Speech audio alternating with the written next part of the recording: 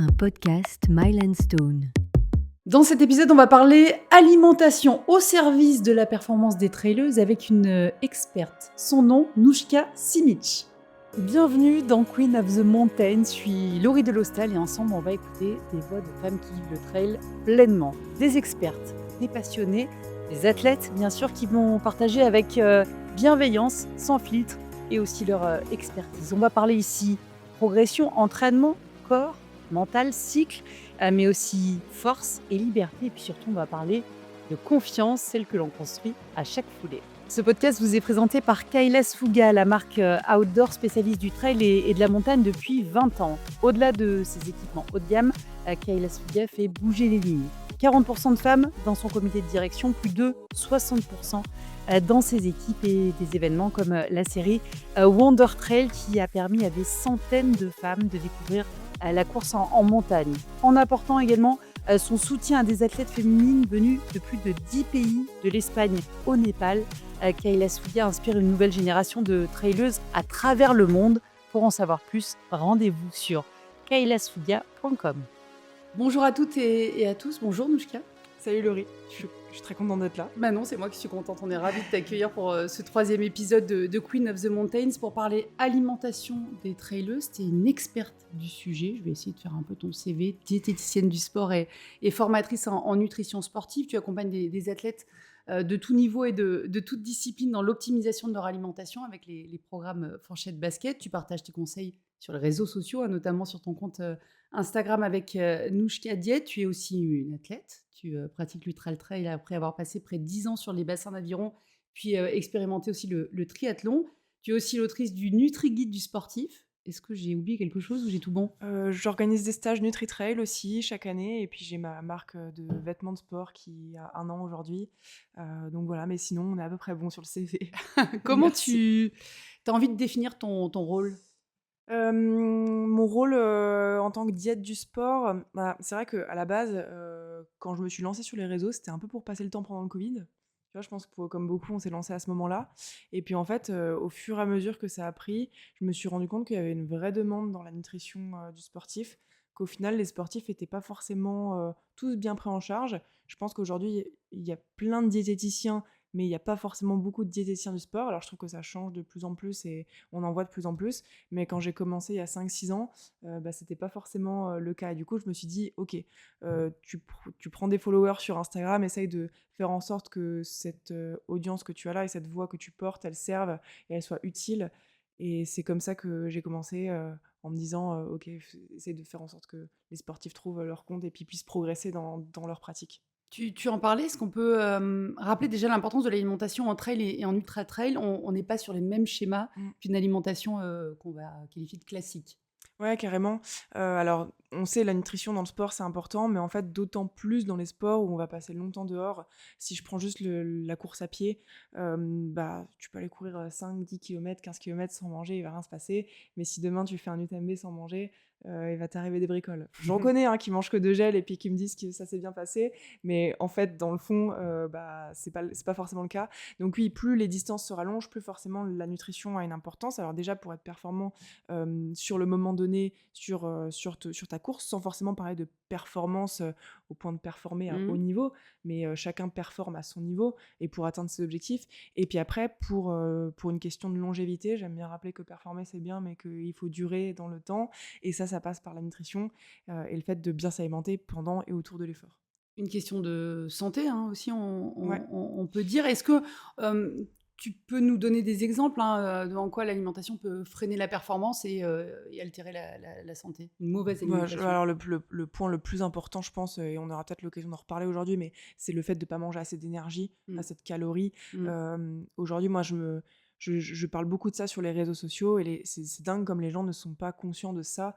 Quand tu leur dis qu'il faut manger beaucoup de calories, je me fais lyncher en fait quand je dis ça en mode mais c'est pas vrai, c'est pas bien, il faut manger équilibré. Alors oui, il faut avoir les deux, mais il faut d'abord chercher à manger assez en calories et sans même être un sportif élite. Moi, je me considère comme une sportive amateur, pourtant j'ai des dépenses qui sont très élevées et j'ai besoin de manger beaucoup de calories et on est beaucoup dans ce cas. Beaucoup de gens qui vont écouter ce podcast, ils ont des dépenses qui sont très importantes. Ils se rendent pas forcément compte aussi quand tu leur dis le nombre de calories qu'ils dépensent. ils tombent un peu des nues parce qu'ils se rendent pas compte à quel point c'est important. Et le fait de pas manger assez d'énergie sur le long terme, ça peut conduire à beaucoup de conséquences. On en a entendu parler ces derniers temps. Je trouve que c'est super qu'on parle de plus en plus du RED-S syndrome. Moi, j'en parle depuis 2-3 ans sur les réseaux et je vois l'évolution qui est dingue. C'est que aujourd'hui, tout le monde globalement sait presque ce que c'est, ou du moins plus de la moitié des sportifs, alors qu'il y a encore quelques mois, personne ne savait ce que c'est. Tu peux nous rappeler du coup Ouais. ce que c'est pour ceux qui le savent pas? Le RED-S syndrome, donc en français, c'est un syndrome de déficit énergétique chronique dans le sport. En gros, c'est une balance énergétique entre ce qu'on va consommer et ce qu'on va dépenser. Si je dépense 3000 ou 4000, si je dépense 4000 calories par jour et que j'en consomme que 3008 sur le long terme, et derrière, je vais avoir des répercussions au niveau de ma performance et de ma santé. Ça va se ressentir notamment au niveau hormonal. Toutes les fonctions hormonales vont tourner au ralenti. Alors chez les femmes, ça peut s'apparenter à des troubles du cycle menstruel, mais chez les hommes, ça peut aussi être des troubles de la libido, des troubles de la fonction rectile. Puis derrière, ça peut avoir des conséquences sur le long terme, notamment au niveau de la santé osseuse. Les hormones sexuelles aident à remodeler le tissu osseux. Donc, si j'ai pas assez d'hormones sexuelles, je remodèle pas mon tissu osseux, qui est un tissu qui se renouvelle tous les jours, et ce qui peut conduire finalement à des fractures de fatigue, de l'ostéoporose précoce, et on en voit beaucoup chez les jeunes sportifs, jeunes sportives, surtout les femmes, mais aussi les hommes à haut niveau. Je pense qu'on voit beaucoup ces dernières années de sportifs qui se blessent. Il y a peut-être un peu de ça, je dis pas que c'est que ça, mais il y a beaucoup de ça. Alors après, ça peut avoir des conséquences aussi au niveau digestif, au niveau du moral. Ça peut conduire à de la dépression, de l'anxiété, des troubles du sommeil. Donc voilà, beaucoup de conséquences sur le long terme. Attention, c'est un syndrome qui est vraiment chronique, c'est-à-dire que si je veux juste perdre du poids de façon ponctuelle et mettre un déficit énergétique sur quelques semaines dans le but de perdre un petit peu de poids, ça va pas forcément être néfaste si c'est bien fait. Mais là, je parle vraiment de quelque chose qui s'étale sur de longues semaines, de longs mois, et qui en plus met beaucoup de temps à être inversé, parce qu'à partir du moment où on pose le doigt sur le diagnostic du RED-S, c'est qu'il est déjà là depuis des semaines, voire des mois. Et après, ça peut prendre pareil, des semaines, des mois, voire des années, en fonction de la gravité du syndrome, pour s'inverser. Et on voit des sportifs qui peinent à sortir de ça, quoi. C'est une problématique particulièrement chez les femmes ou pas? Il y a quand même cette image du corps de la traîneuse qui doit être très, très, très fine. Alors chez les femmes, mais chez les hommes aussi, même si c'est plus chez les femmes, en fait le terme RED-S, il a été introduit en 2014 par le CIO pour justement inclure aussi les hommes. Parce qu'avant on parlait de la triade de la femme sportive, donc c'était déficit énergétique, troubles du cycle menstruel et troubles du métabolisme osseux. Sauf qu'on s'est rendu compte que les hommes aussi peuvent souffrir d'un déficit énergétique qui peut avoir des conséquences sur la fonction hormonale et sur la fonction osseuse. Même si la prévalence du RED-S aujourd'hui, même si elle est compliquée à savoir, parce que c'est compliqué de vraiment avoir des échantillons qui soient suffisants, que les athlètes ne mentent pas aussi. Voilà, c'est compliqué de regrouper des données, mais on sait que les femmes sont quand même beaucoup plus sujets. Dans l'ultra-endurance, dans le trail, on avait une étude qui était sortie sur plusieurs milliers de trailers où en fait c'était près de la moitié des femmes qui ne mangeaient pas assez et à peu près 20-25% des hommes. Donc c'est beaucoup plus de femmes, 2 fois plus, mais il y a quand même pas mal d'hommes. Il y a une des conséquences qu'on n'a peut-être pas citées qui me paraît aussi importante, je crois, c'est les éventuels problèmes de fertilité Oui. aussi. Moi, ça va avec la fonction hormonale. On fabrique plus assez d'hormones sexuelles et ça a un impact sur toute la fonction reproductive finalement. Et sans forcément parler d'aménorrhée. Alors l'aménorrhée, oui, bien sûr, c'est un trouble du cycle, mais parfois on peut avoir des troubles du cycle sans forcément s'en rendre compte.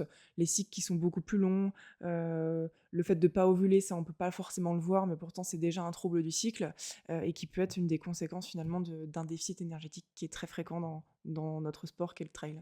On va reparler de comment manger assez, qu'est-ce qu'il faut manger. C'est quoi les autres, pour toi, grandes problématiques de l'alimentation des traileuses? Il y a le cycle, qu'est-ce que tu as en tête comme ça? Alors déjà, donc on a parlé de l'aspect énergétique qui pour moi est le point le plus important. Ensuite, c'est l'aspect glucidique. Je pense qu'aujourd'hui, encore dans le sport, on a très peur des glucides. Les glucides font grossir. On le sait. Alors, on parlait du RED-S, il y a aussi beaucoup de troubles du comportement alimentaire dans le sport, c'est vraiment 2 choses différentes. Le RED-S, il peut être inconscient finalement, alors que les troubles du comportement alimentaire comme l'anorexie typiquement, c'est encore un autre trouble. Mais on a beaucoup de cas de TCA dans le sport et dans les sports d'endurance, et souvent on va avoir tendance à réduire surtout les glucides, ce qui apporte de l'énergie, et ça peut être très problématique parce que derrière, si le corps il a pas de glucides qui est son énergie principale à l'effort, en fait, il va aller puiser dans nos protéines corporelles, finalement, ça va amoindrir notre muscle, dans notre masse grasse, même si on en a beaucoup plus.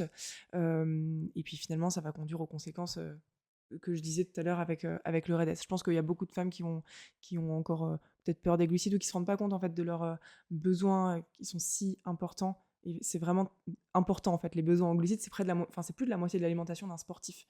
Normalement, on a 3 macronutriments qui sont les glucides, les lipides et les protéines. Ces 3 macronutriments, ils nous apportent de l'énergie sous forme de calories. Et la moitié de cette énergie doit être apportée par les glucides, si ce n'est pas 60% pour ceux qui s'entraînent beaucoup, quoi. C'est quoi, peut-être repartir de là aussi, la différence entre les femmes et les hommes en termes de besoins, de glucides, de protéines, et puis de minéraux aussi. Ouais. Il y a des différences importantes, hein. Importante, pas forcément tant. Alors on sait que les femmes, elles vont plus utiliser leurs lipides, leurs réserves de graisse à l'effort, là où les hommes vont plus utiliser leurs glucides. Il faut voir ça un peu comme des curseurs. Alors ça varie en fonction de plein de choses, en fonction du sexe, là on parle de ça. Ça peut varier en fonction de l'intensité également, de la durée. Typiquement, plus je fais un effort qui est long et donc par conséquent pas très intense, plus je vais utiliser mes réserves de graisse, et puis plus je fais un effort court et intense, plus je vais utiliser mes réserves de sucre. Mais c'est jamais un bouton on-off. J'aime bien rappeler que c'est des curseurs et que dans tous les cas, on utilise toujours des glucides et en quantité importante. Mais les femmes ont cette capacité à oxyder plus de graisse, et ce qui fait que potentiellement, elles sont aussi plus... alors, j'ai pas envie d'utiliser le mot performante, mais plus durable en fait dans l'endurance, et ont peut-être plus de facilité à maintenir des efforts qui sont longs, parce que on a plus de capacité à oxyder les graisses, et donc on va moins les taper dans nos réserves de glucides. Là où on sait qu'on en a très peu, on a à peu près 500 grammes de sucre dans le corps, stocké dans notre corps, alors que les réserves de graisse, c'est plusieurs kilos ou dizaines de kilos, quoi. Donc c'est peut-être sur cette différence-là où les glucides, on en a peut-être besoin de moins, mais dans la répartition, dans la quantité absolue, ça va changer parce qu'on a besoin de moins de tout, typiquement, puisqu'on dépense moins d'énergie. Dans l'apport en protéines, peut-être, mais les recommandations aujourd'hui, elles varient pas tant entre les hommes et les femmes. C'est quoi les recommandations du coup? Alors, si on prend typiquement l'endurance, les recommandations en termes de glucides, on va parler en grammes par kilo de poids de corps. Ça va être entre quelqu'un qui va s'entraîner à moyenne intensité, 1 heure par jour, ça va être entre 5 et 8 grammes de glucides par kilo de poids de corps par jour, tous glucides confondus. Et puis pour ceux qui s'entraînent vraiment au niveau élite, on va monter jusqu'à 10-12 grammes de glucides par kilo de poids de corps par jour. Donc il faut bien se dire, si je fais 60 kilos, 10 grammes, ça fait 600 grammes de glucides. C'est pas forcément 600 grammes de pâtes, quoi. Il n'y a pas 600 grammes de glucides dans 600 grammes de pâtes, donc ça fait des quantités importantes. Les protéines, on va être entre 1,2 et 1,6 grammes de protéines par kilo de poids de corps par jour, plus ou moins haut dans cette fourchette en fonction de notre activité physique et de notre régime alimentaire. Si je suis un régime alimentaire principalement végétal, je vais être plus haut dans cette fourchette parce que les protéines végétales sont dites de moins bonne qualité. Ça ne veut pas dire qu'elles sont moins bonnes pour la santé, mais simplement qu'elles ne contiennent pas tous les acides aminés, contrairement aux protéines animales. Exactement. Et après, les lipides, dans les sports d'endurance, c'est un peu ce qu'on va mettre en dernier. Moi, quand je calcule mes rations et mes besoins pour les sportifs, je fixe l'apport en calories, je fixe l'apport en protéines, je fixe l'apport en glucides, et après, ce qui reste, c'est les lipides, en essayant de rester quand même dans un seuil de sécurité qui soit supérieur à 1,2 g de lipides par kilo de poids de corps par jour, parce qu'en dessous, on sait qu'il peut y avoir des répercussions sur la fonction hormonale notamment. Et les vitamines et les minéraux, moi je pense tout de suite au fer, parce que Oui, le comme fer, beaucoup de femmes, je suis anémiée. Oui. Alors les femmes ont des besoins en fer globalement plus importants, surtout si elles ont des règles abondantes, parce qu'on perd beaucoup plus de fer. Sur les besoins en micronutriments du sportif, ce qui est marrant aujourd'hui, c'est qu'il n'y a toujours pas de recommandation officielle sur des besoins qui seraient supérieurs à la population sédentaire. Donc on a ces besoins-là, que je te disais, en macronutriments, où on a des recommandations, mais sur les besoins en micronutriments, ce qu'on nous dit quand on voit les recommandations scientifiques, c'est il faut manger autant qu'un sédentaire, il n'y a pas besoin forcément d'apporter plus, alors qu'on sait que forcément il y a des pertes qui sont beaucoup plus importantes. Là on parle des femmes et du fer pendant le cycle, mais on perd aussi pas mal de minéraux dans la sueur, dans toutes les fonctions physiologiques à l'effort. Mais globalement, si on arrive à combler l'apport calorique, on va avoir une plus grande densité aussi micronutritionnelle, si on mange de tout et qu'on apporte tout. Plus spécifiquement, justement, c'est quoi les besoins de la sportive pendant les règles? Parce que c'est un sujet dont on parle beaucoup. Oui, j'aime bien dire que on réagit toutes différemment par rapport au cycle. Pendant quelque temps, on s'était intéressé à est-ce qu'il faut adapter l'entraînement en fonction du cycle menstruel. Je me souviens, il y a quelques années, il y a 4-5 ans, on parlait beaucoup de ça. Aujourd'hui, un peu moins parce qu'en fait, on s'est rendu compte que bah, en fonction du cycle, les femmes vont réagir différemment. Alors, il y a des variations hormonales qui peuvent impacter. Par exemple, on sait qu'au début du cycle, on a plus d'œstrogène, que l'œstrogène va augmenter la sensibilité à l'insuline, et donc notre capacité à utiliser les glucides. Là où, en fin de cycle, on va avoir plus de fringales, on va peut-être être plus fatigué. Et donc, il peut y avoir une différence dans la façon dont on va gérer notre effort et notre entraînement. Mais en fait, il y a beaucoup de femmes qui réagissent différemment. Je me rends compte qu'il y a des femmes qui sont vraiment dans le mal extrême pendant leurs règles, les premiers jours de règles et avant. Et puis d'autres, en fait, c'est le moment où elles sont plus performantes, avec les variations hormonales qui leur conviennent mieux. Donc finalement, notre nutrition, elle va être à adapter en fonction de chacune. J'aime bien, avant les règles, conseiller d'augmenter un peu les glucides, parce que c'est là où on a plus de fringales pendant le syndrome prémenstruel, et donc d'avoir des assiettes qui sont un petit peu plus chargées en glucides complexes pour éviter les fringales et puis les grignotages.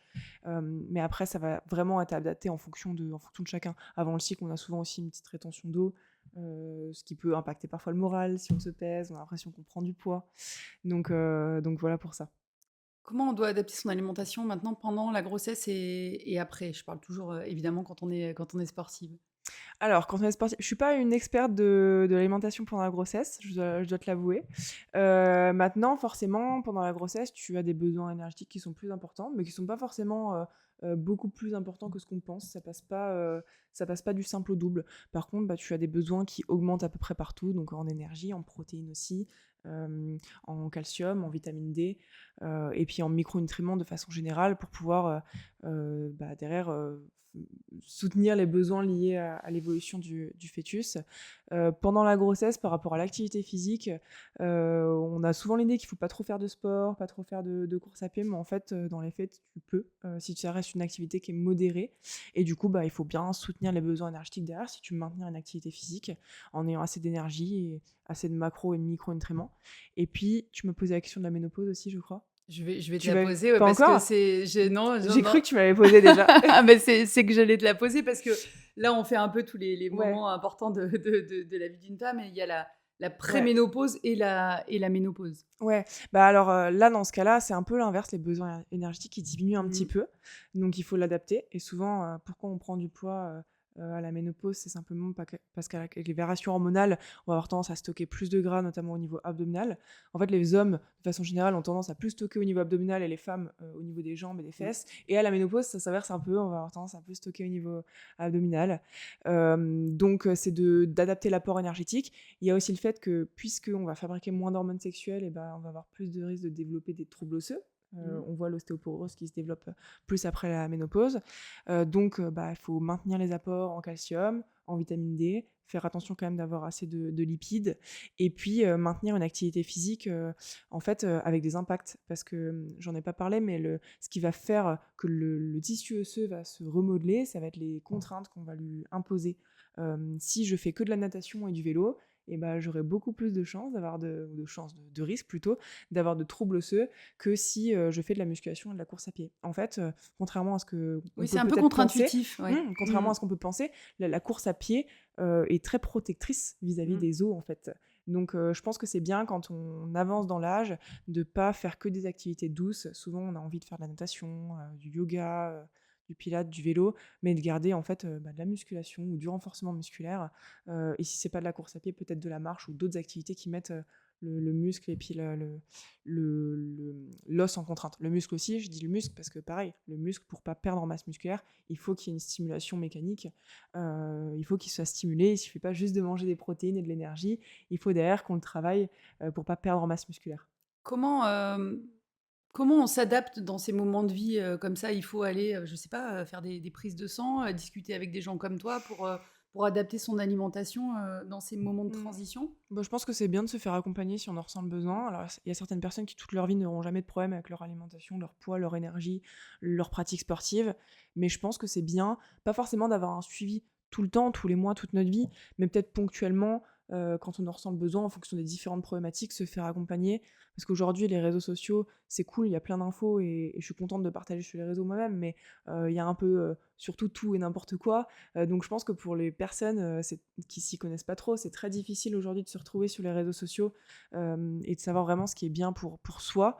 Donc je pense que le mieux, c'est de consulter, soit d'avoir un suivi en fonction d'une problématique, soit ponctuellement de venir vérifier si tout va bien. Moi, j'aime bien chez les sportifs aussi faire une à deux prises de sang par an, si ça le fait, si c'est possible. Je dis si c'est possible parce que je suis pas mal de Suisses, et en Suisse, c'est pas forcément remboursé et c'est très cher. Mais en fonction de là où on habite, en France, on a quand même la chance de pouvoir avoir ça facilement.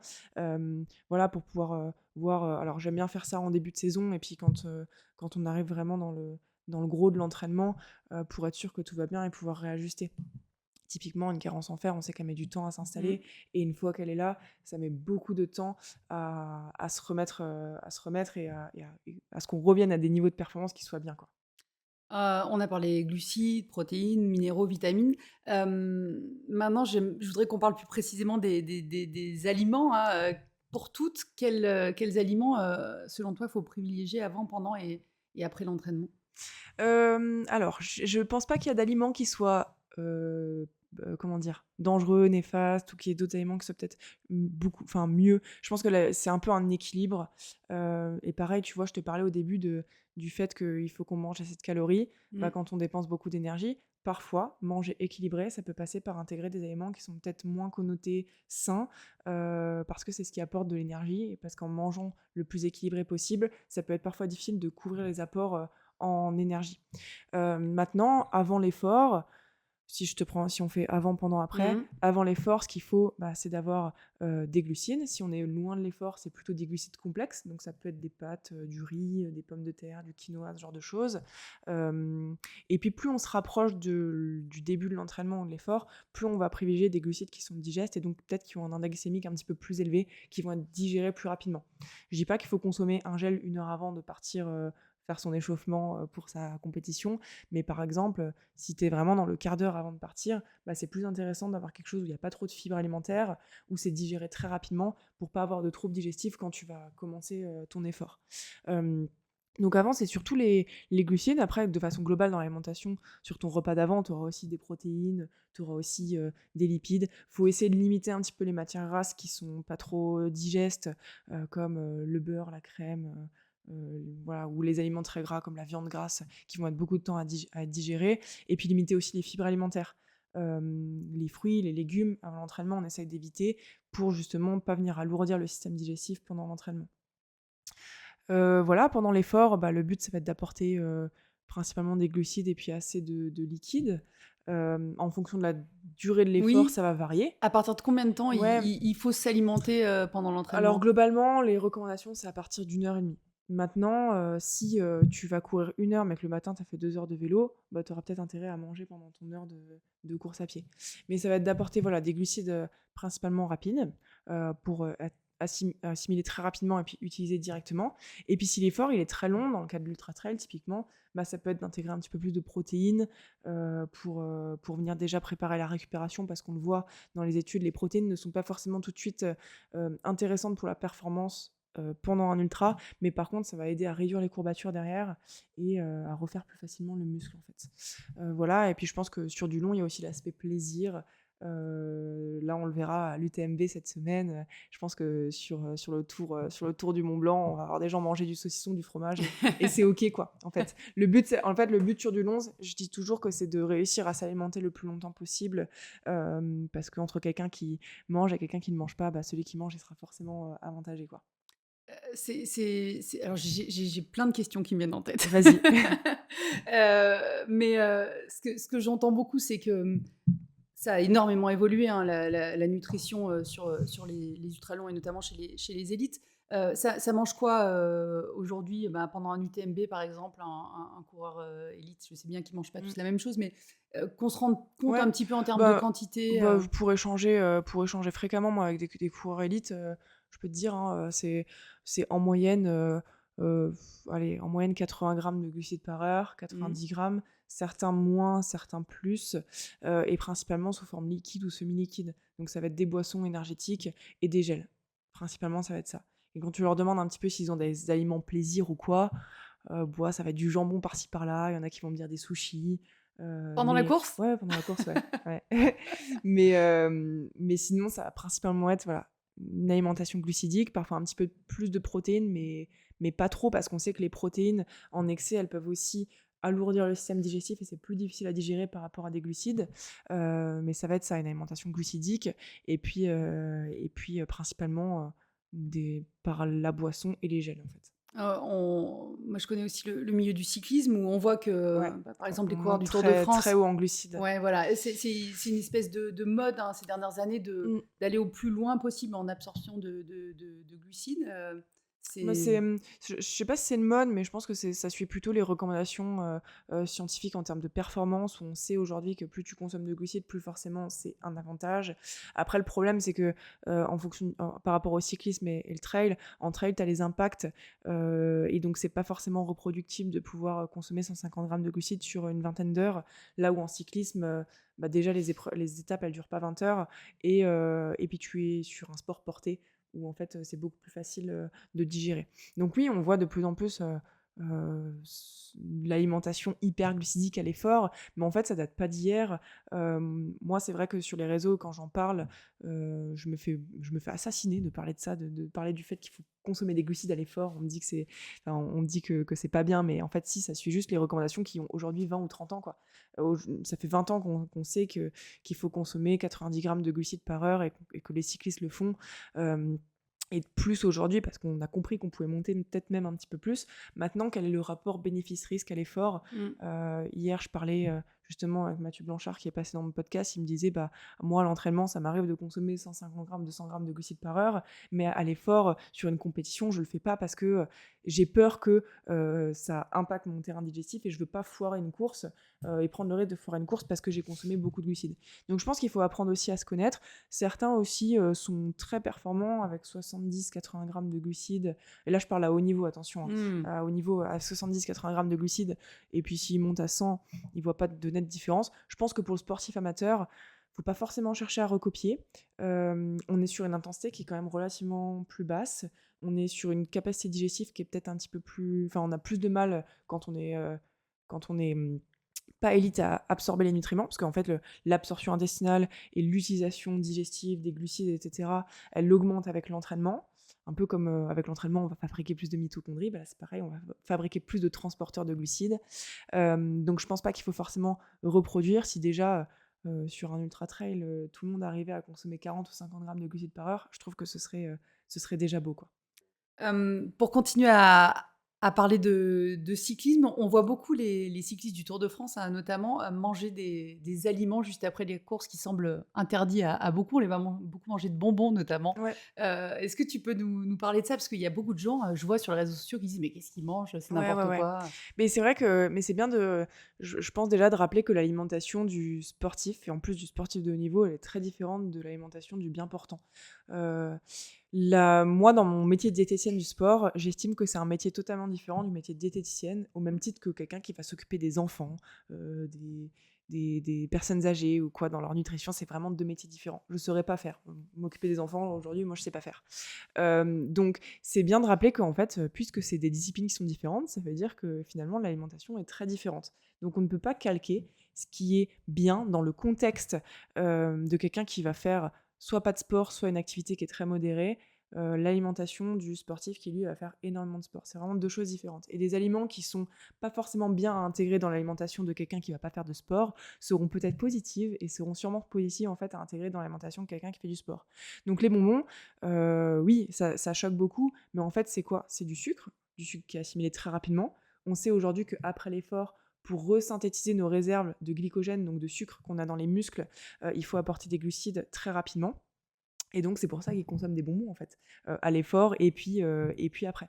C'est OK les bonbons, c'est OK parfois les sodas, c'est quoi OK. les choses qui semblent Heu, interdites et qui sont OK? Bah, alors, tu pas peur d'avoir des commentaires sous la vidéo, je pense, mais oui, c'est tout ça, c'est le coca, c'est, les bonbons, c'est les choses qui apportent des glucides rapides.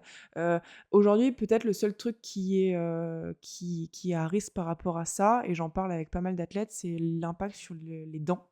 Mmh. C'est peut-être le seul truc négatif. Je parlais avec un athlète pro là hier et il me disait, «Bah, moi en fait, on m'a trouvé plusieurs caries alors que, avant, j'avais rien». Puis je parlais avec d'autres athlètes qui pareil, leurs dentistes leur ont trouvé des caries alors qu'avant c'était pas le cas. Mais je pense qu'avec l'augmentation de la quantité de glucides à l'effort, bah, forcément c'est le truc qui peut pêcher. Donc, avoir une bonne hygiène bucco-dentaire, c'est hyper important. Mais après sur l'aspect, tu vois, un des trucs qui est souvent, pointé du doigt, c'est le fait de consommer des bonbons, du coca, et cetera, ça va donner le diabète. Mais en fait, ça ne fonctionne pas comme ça physiologiquement. À l'effort, ce qui se passe, pour expliquer un petit peu très simplement, c'est que tu n'as pas d'insuline. Ton insuline, qui est l'hormone qui va réguler le taux de sucre dans le sang, elle est inhibée. Pourquoi? Parce que tu vas fabriquer une autre hormone qui est l'adrénaline, qui est l'hormone du stress et que tu vas fabriquer dès que tu vas faire du sport. Mmh. Et cette adrénaline-là, elle va venir se fixer sur les récepteurs du pancréas qui vont venir sécréter de l'insuline. Donc en fait, il n'y a pas de sécrétion d'insuline. Ce qui fait que s'il n'y a pas de sécrétion d'insuline, bah, en fait, tu peux pas avoir de grosses variations comme tu as au repos avec des hyperglycémies, des hypoglycémies réactionnelles, etc. Donc en fait, c'est pas un problème, les glucides rapides à l'effort, parce que c'est assimilé très rapidement. Et puis après, pareil, ça va permettre de reconstituer nos réserves de sucre qu'on a dans les muscles. Aujourd'hui, je te disais, ça fait 20-30 ans que les sportifs, ils mangent beaucoup de sucre, on n'a pas eu une épidémie de diabétique chez les sportifs, quoi. On peut entendre ça sur les réseaux sociaux, mais c'est pas vrai. Aujourd'hui, il y a pas d'études qui le montrent, il y a pas eu de foie gras chez les sportifs. Pareil, j'ai entendu ça. En plus, j'ai entendu, il y a des études qui montrent que, mais moi, je j'ai jamais vu ces études-là. Donc non. Et puis pareil, où est le rapport bénéfice-risque? En fait, je pense qu'à, à activité physique extrême, tu as besoin d'avoir une alimentation extrême, et c'est ça aussi qu'il faut comprendre. C'est Mmh. si je n'apporte pas ce genre d'aliments, je prends le risque de ne pas avoir assez d'énergie, finalement de ne pas performer, de ne pas durer aussi, de me blesser. Donc en fait, où je place ce curseur et où est-ce que je suis capable de placer ce curseur dans mon alimentation? Est-ce que, je veux faire en sorte d'avoir de l'énergie et de tenir?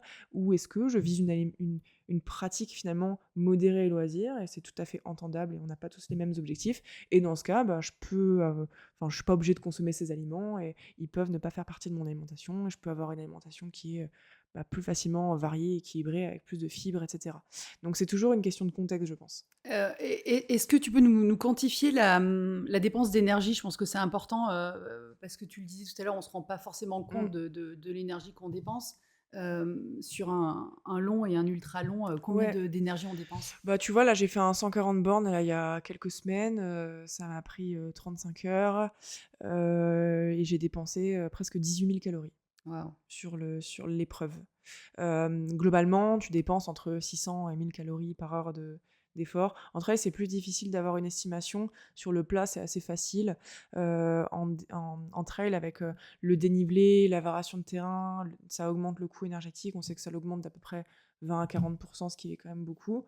Donc c'est difficile d'avoir une estimation, mais j'avais fait les recherches, justement, j'ai fait un réel là au début de la semaine pour l'UTMB, j'avais fait mes recherches et j'avais calculé sur un UTMB, si tu le fais en 20 heures, tu vas dépenser, peut-être, 16 000 calories. Quelqu'un qui le fait en 40 heures, ça va être, peut-être, 25 000 calories. Ouais. Ça passe pas du simple au double parce que forcément, plus c'est long, moins tu es haut en intensité et donc moins tu dépenses d'énergie.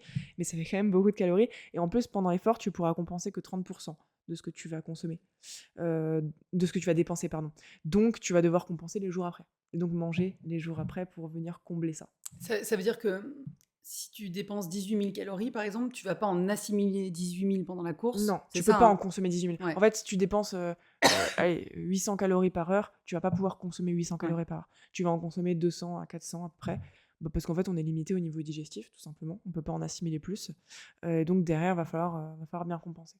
On n'a pas parlé hydratation, Oui. à l'effort et en récup. C'est quoi les basiques, de l'hydratation? À l'effort, alors, il y a 2 écoles. La première école, c'est boire à sa soif et souvent, c'est un bon indicateur, la soif, mais tout le monde n'arrive pas forcément à bien écouter sa soif. Il faut être, quand même très connecté à son corps. Et puis la deuxième recommandation, ça va être de consommer, aller entre 400 et 800 millilitres par heure en fonction de la température, de la durée, de notre transpiration aussi. Un truc qui peut être bien, c'est de faire la technique de la double pesée. On le fait sur un entraînement. Avant l'entraînement, je me pèse. Et après l'entraînement, je me repèse dans les mêmes conditions en sous-vêtements pour voir combien j'ai perdu et combien finalement j'ai pas forcément compensé par l'eau. Ou alors si j'ai trop compensé. Parfois, certains prennent du poids parce qu'ils boivent trop à l'effort. Et boire trop, c'est pas forcément bien non plus parce que ça peut diluer le sodium qu'on a dans le sang et conduire à une condition qu'on appelle l'hyponatrémie et qui peut être très néfaste et conduire à des malaises. Voire dans les cas les plus graves, ça arrive pas souvent, mais ça peut conduire à des comas, voire la mort. Donc soit écouter sa soif, soit se mettre dans une fourchette entre 400 et 800 millilitres. Peut-être que les femmes ont besoin d'un peu moins d'eau, étant donné qu'on a moins de muscles et que le muscle est constitué de plus d'eau que la masse graisseuse. Typiquement, le muscle, c'est à peu près 70% de flotte, alors que la masse graisseuse, ça va être 20 à 30%. Donc quelqu'un qui va être plus musclé, il aura peut-être besoin de plus d'eau. Mais maintenant, tout dépend de la transpiration et de comment on transpire. Tu parles là de différences chez les femmes. On les voit beaucoup, les femmes au niveau élite, se rapprocher du niveau des hommes, on va dire basiquement. Est-ce qu'elles peuvent, selon toi, être encore plus performantes dans les années à venir, notamment en soignant leur alimentation? Ouais, je pense. Après, je pense que on aura quand même toujours des différences physiologiques, mais qui s'équilibrent quand on est sur des distances comme l'ultra trail. On voit que les différences, elles sont plus si grandes en fait sur l'ultra. Sur des formats très courts, une femme va jamais gagner une OCC, je pense, ou un format 40 km. Je doute quand même qu'une femme gagne un jour le TMB, mais voir une femme sur un podium scratch sur un ultra, ça me choque pas, c'est déjà arrivé. Je pense qu'on a une meilleure gestion de l'effort de par ce que je te disais au début, parce que physiologiquement, je pense qu'on est plus adapté à faire de l'endurance et de l'ultra-endurance. Là où les hommes, par exemple, ils vont avoir une meilleure utilisation de leur glycogène, une VO2 max qui est plus élevée. En fait, ils vont être très adaptés à des efforts qui sont plus intenses et peut-être plus courts. Les femmes vont être mieux sur du plus long. Aussi autre chose, mais ça c'est purement subjectif et c'est peut-être pas prouvé par la science, mais peut-être qu'on est un peu plus intelligent sur notre gestion de course. Moi, je le vois pour avoir fait quelques courses longues et quelques ultras maintenant. En fait, on a tendance à partir peut-être plus derrière et par contre à plus remonter. Sur la fin de course, c'est jamais des femmes que je double, c'est des hommes. Et même pour échanger autour de moi, je pense que les hommes partent peut-être un peu plus fort. Nous, alors je sais pas si c'est de l'intelligence ou c'est un manque de confiance en nous ou quoi, ou c'est le fait qu'on se connaisse plus. C'est un bon manque de confiance en soi pour le coup, parce Ouais, que c'est peut-être. Mais du coup, je trouve qu'on gère peut-être mieux notre effort, en fait. Non, mais c'est intéressant ce que tu dis. Et pour revenir à ta question initiale, oui, je pense que si on gère mieux notre alimentation, évidemment qu'on aurait des meilleures performances parce que, et ça revient à tout ce qu'on disait au début, les femmes ont peut-être plus peur de manger, de s'alimenter. Moi, le nombre de femmes que j'ai en consulte et puis qui au début me disent « Ouais, mais si je mange des glucides à l'effort, je vais pas perdre de poids. » Tu vois, cette idée, elle est ancrée. En changeant un peu cette mentalité et puis en cherchant à s'alimenter mieux à l'effort, forcément, on est plus performant. Et en fait, pareil, les filles qui me disent... j'ai des filles qui me disent depuis que je mange des glucides à l'effort, j'ai l'impression d'être dopée, quoi. C'est presque... Quand tu passes de rien à un petit peu de glucides à l'effort, en fait, c'est ouf comme sur tes performances et sur ta récupération, tu le sens. Et donc forcément, derrière, ça impacte ta course parce que tu arrives à mieux la vivre. Je parlais encore hier avec une copine qui a fait la MCC lundi et elle me disait en fait j'ai écouté tout ce que tu disais dans tes posts. Hier j'ai essayé de bien m'alimenter sur ma MCC, j'ai fini et puis en fait j'avais pas mal aux jambes et j'avais l'impression de voler, quoi. Et c'est un peu cette sensation là de réussir à avoir une énergie infinie. Alors dans la mesure du possible, évidemment l'entraînement rentre en compte, mais ça joue quand même pas mal. T'as moins ce coup de pompe. Et tu vois, quand on parle du mur du marathon, souvent, c'est ni plus ni moins qu'un épuisement des réserves de glycogène, donc de nos réserves de sucre, alors que si tu t'alimentes bien, ce mur, il n'arrive pas, quoi. Il y a beaucoup de pédagogie à faire, Oui. en fait, même chez les meilleurs. J'imagine que c'est stimulant pour toi, du coup? Ouais, carrément, je pense qu'il y a beaucoup à faire et qu'il y aura toujours beaucoup à faire et c'est cool. C'est cool aussi, je pense qu'il y a beaucoup de gens qui soient pas d'accord avec ça parce que c'est ce qui fait qu'on progresse aussi toujours. C'est ce qui fait que moi, ça me stimule à pouvoir toujours argumenter pour expliquer les choses, parce que si tout le monde allait dans le même sens, j'aurais pas d'intérêt à aller dans le Ouais. même sens et donc à faire progresser ceux qui sont pas forcément au fait de tout ça. Donc non, c'est chouette et je pense aussi que la nutrition, c'est une science qui est assez jeune au final. Je pense que dans l'entraînement, globalement, aujourd'hui, on sait comment s'entraîner pour performer. Je suis pas sûre qu'on apprenne encore grand-chose dans les années à venir. Dès qu'il y a une nouvelle méthode, au final, à peu de choses près, c'est une méthode qui existe déjà. Là où dans la nutrition, en fait, on découvre encore des choses aujourd'hui et on n'est pas au max de ce qui se fait. Et puis, une anecdote que j'aime bien, c'est qu'il y a 40 ans, on disait aux athlètes de ne pas boire sur les marathons parce que c'était être faible, quoi. Il y avait une expression, c'était donne de l'eau à tes adversaires, quoi, parce qu'ils sont faibles. Mais alors qu'aujourd'hui, c'est impensable sur un marathon de ne pas s'hydrater. Donc je pense que c'est une science qui est encore jeune et on a beaucoup de choses à apprendre. Il y a des modes du coup. Mm. Il y a les modes low carb, train low, sleep low. Oui. C'est quoi ton regard sur ces modes et ces stratégies? Et ben, il y a certaines choses qui peuvent être très intéressantes et d'autres qui le sont beaucoup moins. Alors, tu vois, dans le cadre du low carb et puis du cétogène, à peu de choses près, c'est la même chose. Ton alimentation, elle est très pauvre en glucides et puis tu as plus de lipides. Moi, j'en ai beaucoup parlé sur les réseaux, sur YouTube aussi. J'ai fait une grosse vidéo explicative où j'ai vraiment brassé toute la littérature scientifique sur le sujet parce que la communauté cétogène sur les réseaux sociaux, elle est très forte et ils sont pas très comment dire Bienveillant? ouais, peut-être bienveillant. Quel mot je peux utiliser aussi comme ils aiment pas trop échanger en fait dans la bienveillance. Voilà, c'est plutôt ça.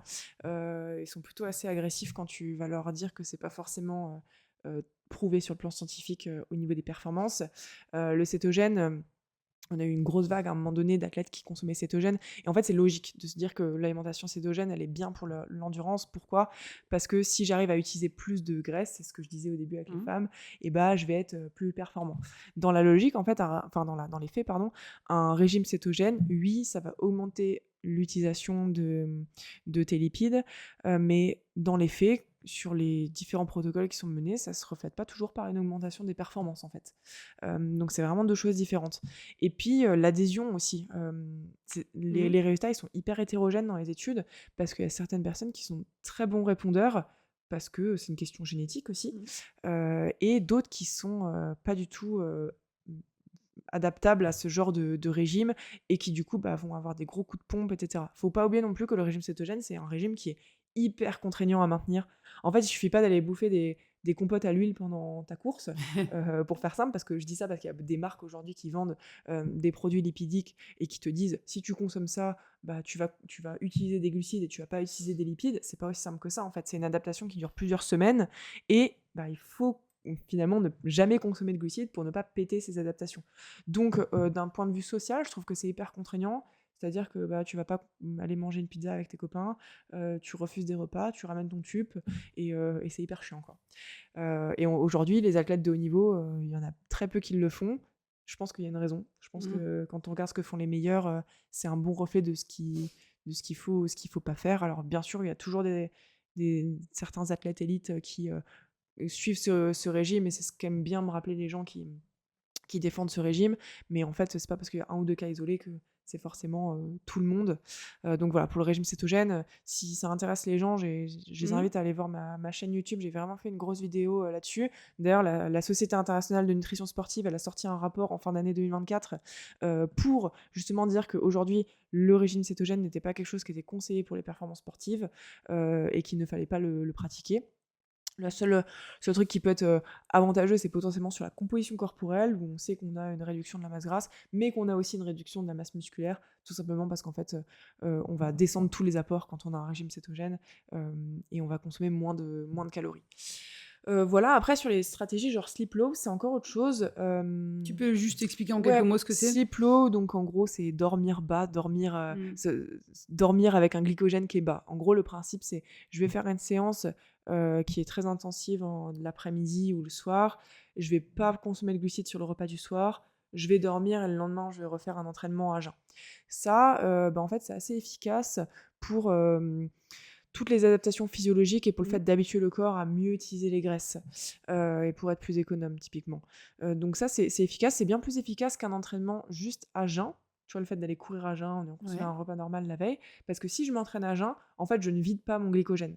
Le fait de faire un effort très intense la veille au soir, ça diminue tes réserves de glycogène corporel, et le fait de ne pas consommer de glucides, ça ne les resynthétise pas. Et le lendemain, quand tu vas faire un entraînement à jeun, en fait, tu n'auras pas de réserve pour pouvoir venir fournir de l'énergie à Ok. l'effort, et donc tu vas plus aller taper dans tes graisses. Très schématiquement, c'est ça, grosso modo.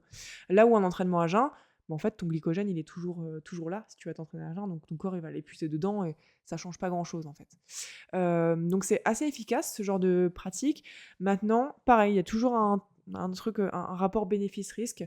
Aujourd'hui, il y a plein d'entraîneurs, de nutritionnistes qui ne le conseillent pas pour des athlètes de haut niveau, parce que tu prends le risque finalement de ne pas avoir assez d'énergie sur le total de Tout de simplement. ta semaine. Si tu le fais 1 ou 2 fois par semaine, ça te fait quand même 1 ou 2 repas où tu vas avoir des glucides en moins, qu'il faudra venir compenser ailleurs, et tu vas avoir de l'énergie en moins. Et quand tu le fais sur des athlètes élites qui ont des dépenses qui sont très importantes, à 4, 5, 6 000 calories, voire plus, je le vois des fois, en fait, c'est très difficile de le compenser sur les autres repas. Donc, si tu arrives à le compenser, ça peut être très efficace dans ta stratégie. Si tu n'arrives pas, ça peut être à risque. Et dans tous les cas, moi, c'est pas quelque chose que je conseille à quelqu'un qui va s'entraîner moins de 10-12 heures par jour. Je pense qu'il y a d'autres facteurs à venir peaufiner avant. Déjà, s'entraîner assez pour faire en sorte que toutes les adaptations que tu vas avoir par l'entraînement, elles soient 10-12 heures par là. semaine. Ouais. On t'a dit par jour. Oui, j'ai dit par jour. Non, pas par jour. Non, non, par J'étais en train semaine. de me Pardon, dire, pardon. ça fait Tu quand fais bien de même me reprendre. beaucoup de calories dépensées. Pardon, non, par jour. Par semaine. Oula. Je vais y arriver. Par semaine. T'en as parlé plusieurs fois de la non-bienveillance, on va dire, de certaines personnes sur les réseaux sociaux. Pourquoi ils sont si énervés quand on parle de nutrition? Ça me paraît dingue. Mais c'est vrai que moi, je le remarque. Mais je pense que avec le temps, je me suis fait la réflexion que je pense que puisque tout le monde mange, tout le monde est concerné par le sujet. Et je pense que tout le monde pense avoir son mot à dire. Je pense que c'est vraiment ça. Je pense que personne va aller dire à Thomas Pesquet que les étoiles, elles sont pas alignées comme il le dit, quoi. Non, mais tu vois, c'est parce qu'en fait, personne s'y connaît sur ce sujet-là. Alors qu'en nutrition, déjà, on a accès à l'information plus facilement, et tout le monde mange. Donc, je pense que c'est cette raison qui fait qu'aujourd'hui, ça fait beaucoup de débats, et il y a beaucoup de virulence sur les réseaux. Est-ce que les athlètes et puis peut-être leurs entraîneurs négligent encore le rôle de l'alimentation? Est-ce que tout un chacun, on a intérêt à ne pas négliger son rôle? De moins en moins, c'est de moins en moins Mmh. négligé. Mais je vois les progrès qu'il y a eu en quelques années, il y a encore 4 ans, je me souviens que j'avais eu mes premiers athlètes dans des fédérations, dans des sports co, et en fait, c'était la première fois qu'ils faisaient une facture à une diète, quoi. Mmh. Parce qu'ils n'avaient jamais fait de suivi pour leurs athlètes. Ou pareil, des récits, t'entendais, j'avais des basketteurs où ils devaient perdre du poids, et du coup, ils venaient à 5 heures du matin avant l'entraînement, courir en K.O.E. autour du terrain, machin, pour perdre du poids. Leurs entraîneurs leur disaient de manger que des compotes toute la journée. Enfin, tu vois, je pense que ça a quand même beaucoup évolué aujourd'hui. On est beaucoup plus conscient de l'impact de la nutrition. Je pense qu'on l'est plus dans les sports individuels, parce que on a ce raisonnement de je m'entraîne aussi pour moi, donc je cherche à améliorer ma performance. Là où dans les sports collectifs, on est un peu plus dépendant du staff. En fait, on se questionne moins. On est pris en charge et on fait un peu ce qu'on nous dit. Je dis pas qu'il n'y a pas des athlètes qui se questionnent, mais je trouve qu'on se questionne beaucoup plus dans les sports individuels pour chercher à améliorer toujours sa performance. Donc je pense que aujourd'hui, je pense que il y a pas beaucoup d'athlètes qui diront que la nutrition c'est pas important, surtout dans le trail et l'ultra trail. Évidemment, dans d'autres disciplines, il y en a plein qui s'en foutent, même dans le trail, mais on est quand même conscient que c'est important. Après, on est conscient que c'est important pour performer. Il y en a beaucoup qui sont pas forcément conscients que c'est important pour récupérer, pour durer. Tu vois, moi, quand je vois des sportifs boire de la bière après les courses, alors évidemment, il y a l'aspect social, mais quand ils le boivent en étant convaincus que ça va améliorer leur récupération, moi, ça m'alerte un petit peu, quoi. Donc, et puis pareil, tu vois, les gens qui viennent sur les réseaux m'agresser en me disant « Ouais, tu conseilles de consommer du sucre », je leur dis « Mais en fait, vous menez pas le bon combat. Allez plutôt dire aux organisations de pas donner de la bière après l'effort, là où on sait que typiquement, la bière, c'est dangereux, quoi. Enfin, en excès, et même pas que, ça a déjà des impacts négatifs à petite dose. » Alors, on va dire que je fais ma rabat-joie en disant ça, mais c'est vrai. Alors, je dis pas qu'il faut forcément pas consommer d'alcool, mais être conscient en tout cas que si tu es dans une démarche de performance et de longévité, c'est peut-être quelque chose qu'il faut limiter dans ton alimentation. Est-ce que tu as un dernier message pour celles et ceux qui nous écoutent? Peut-être, s'il fallait retenir une chose de tout ce qu'on s'est dit, moi, ce que je retiens, en tout cas, c'est manger plus, enfin, en tout cas, faire attention à manger assez. Oui, mais je pense que c'est ça et puis globalement, avoir une alimentation qui soit propre à soi. Pas aller se comparer à ce que Mmh. font les autres. On est dans un monde où on se compare beaucoup. Pareil, cette semaine à l'UTMB, j'en ai beaucoup parlé de comparer, tu sais, Strava, les réseaux, même l'assiette, aller regarder ce que les autres font. Je pense qu'il faut bien se dire que, notre alimentation, elle est propre à nous. Il y a des grandes lignes. Maintenant, il faut les adapter en fonction de soi et pas forcément aller chercher à faire ce que les meilleurs font, aller chercher à faire, ce que, celui qui mange le moins va faire. Pas hésiter aussi à se faire accompagner, ça peut être bien ponctuellement. Je pense que c'est toujours intéressant, c'est comme aller faire une séance chez le psy, je pense que c'est pas quelque chose qui est néfaste, c'est tout le monde devrait le faire, et puis vraiment faire les choses par rapport à soi. Merci Mouchka, c'était passionnant. J'ai Avec appris plaisir. plein de choses. Super. Merci. Merci à vous aussi de nous avoir écoutés pour ce 3e épisode de Queen of the Mountains et on se retrouve dans 2 semaines.